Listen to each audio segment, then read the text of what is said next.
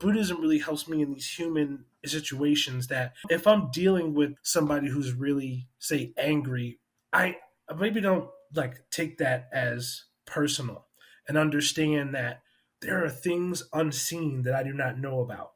So that customer has things unseen I don't know about, whether it's dysfunction at their job, whether it's, unhappiness with us, even if it's not something that's particularly my fault.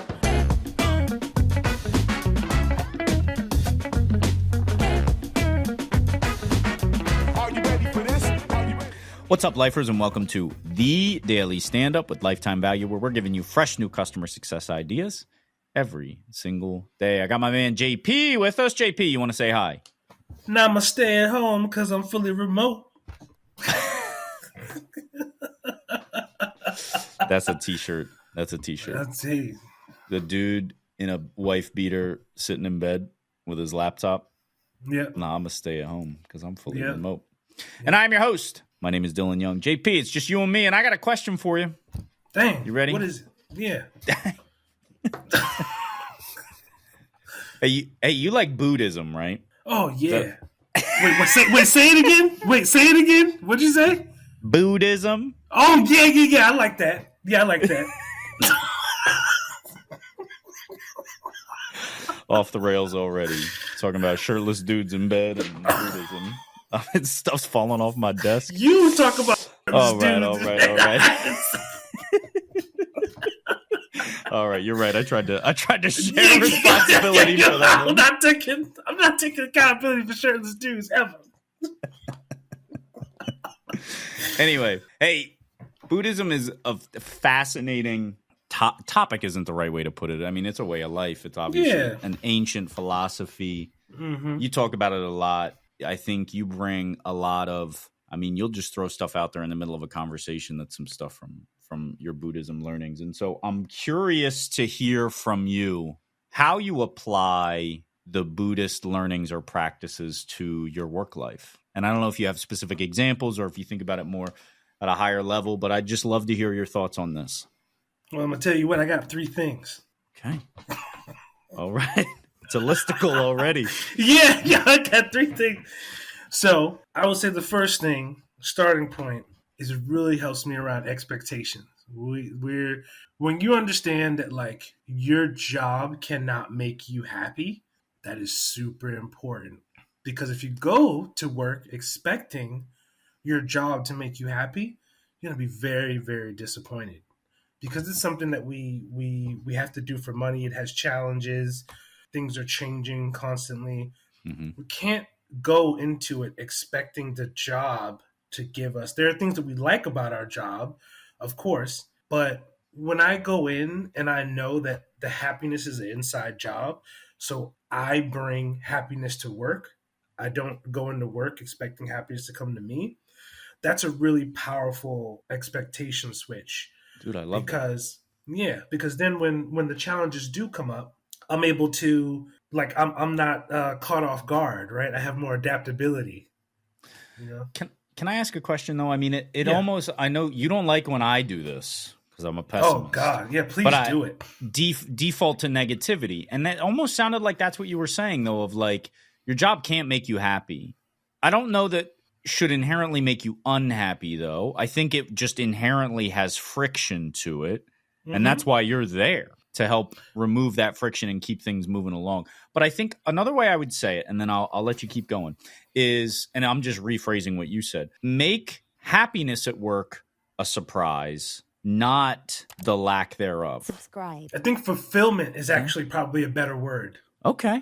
Fulfill, like happiness is actually sort of a bit broad and vague, actually. Mm-hmm. Yeah. People derive happiness from a lot of ways. But I think like this has been talked about from ancient times, just even aside from Buddhism, feeling fulfilled by your job. And being fulfilled by your job is different than your job making you happy. In the same sense that, like, someone may go to the gym and, yes, doing all the exercise and stuff is, like, difficult. It's not, like, easy. It may not even be, like, pleasant, but they do get a lot of fulfillment out of it. So I think, like, that's a healthier way to approach it. Cool. All right, number 2. Oh, right. I'm supposed to have these. See? Yeah, you got to be careful. You throw out a list out there, and now it's like, oh. You're committed.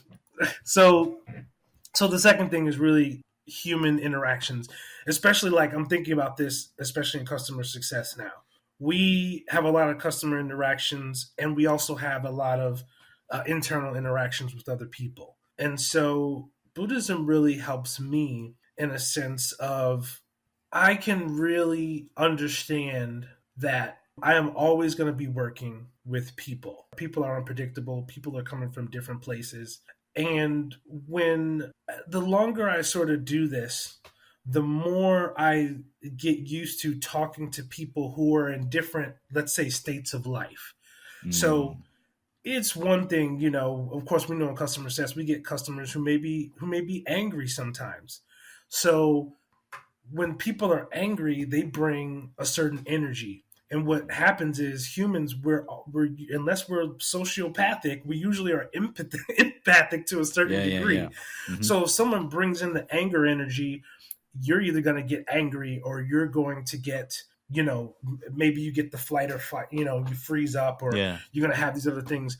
But I think when, Buddhism really helps me in these human situations that if I'm dealing with somebody who's really, say, angry, I maybe don't like take that as personal and understand that there are things unseen that I do not know about.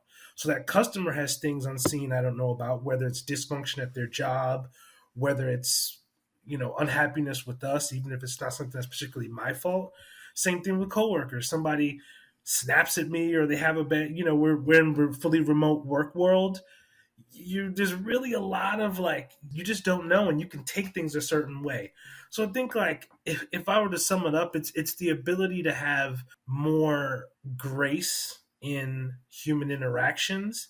Doesn't mean I'm perfect. Doesn't mean if somebody's not angry that I don't necessarily get angry, but I'm able to sort of have a bit of a grace and say okay, maybe there's something deeper going on here, and me not take on so much of that, not be so reactive. I've had to learn that, I think there's an element of this. I have previously done a lot of self-talk that's you're not that special, bro. People are not wasting that much energy being nasty to you. It's more about being nasty out in the world, and you happen to be in the line of fire. I don't think that's a super healthy way to think about it, because you don't ever want to talk to yourself like you don't mean anything. So I've modified that slightly to say I just personally don't believe that people are evil. I don't believe that they're inherently evil. And so when they do something that is malicious, it's typically for a reason that they often do not understand. Exactly. And that allows you to say all right, well then it really doesn't have that much to do with me.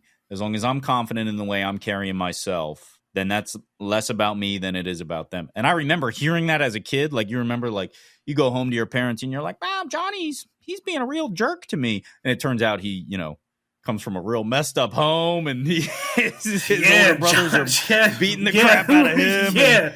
Johnny had Johnny's problems. got it wasn't rough. about you. It wasn't about you. Well, your parents say it's less about you than it is about them, and you're like, "Shut up, Mom. I hate that. That doesn't help me." Where's the meatloaf, Mom? Shut up. All right. With the time we have left, number 3, please. Number 3 is really important because I think it's the ability to reflect and to grow. To sort of look, maybe you can say accountability. Really look at hey, what's my part in this?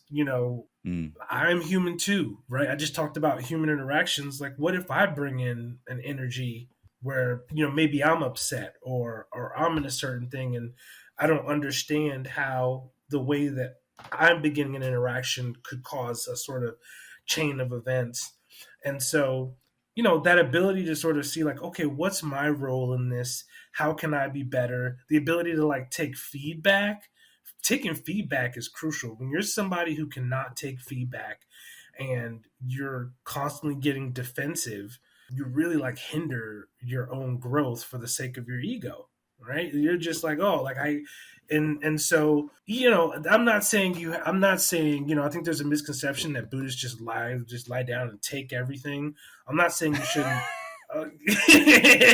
I'm not saying you shouldn't not stand up for yourself or or not to have a conversation around things, but to definitely, as you're seeking understanding, to always keep that willingness to take accountability for your role in things, and to say like, hey, maybe I don't quite see where this is, but help me to understand where I do, because I want to grow. So this is interesting. This is actually something I've been thinking about a lot in the past 24, 48 hours, which is, I would add, you should seek to understand always, right? But there's an element of free will to all of this that says you can take feedback and decide not to do anything with it. But the one thing you don't want to do is just refuse to hear the feedback.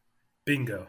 And that, I think people get caught in, a lot of people don't know how best they receive feedback. So they just take it however, whenever. Yeah, They don't know, like, I guess as an element of that, they don't know whether they should respond immediately. Like, I know I can't respond immediately to feedback. Like, I got to take it. I got to chew on it. I got to go to my wife and say, can you believe this mother? No, I'm kidding. But I got to process it. Yep.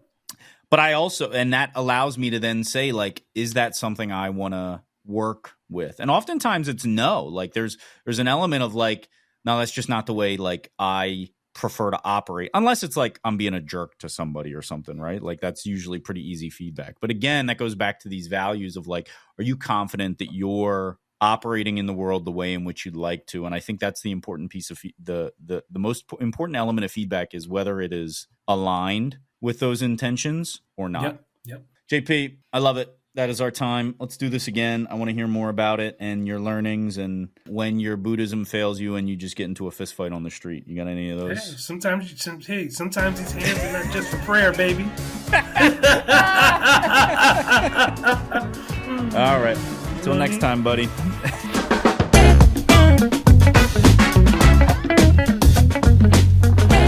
You've been listening to the Daily Standup by Lifetime Value.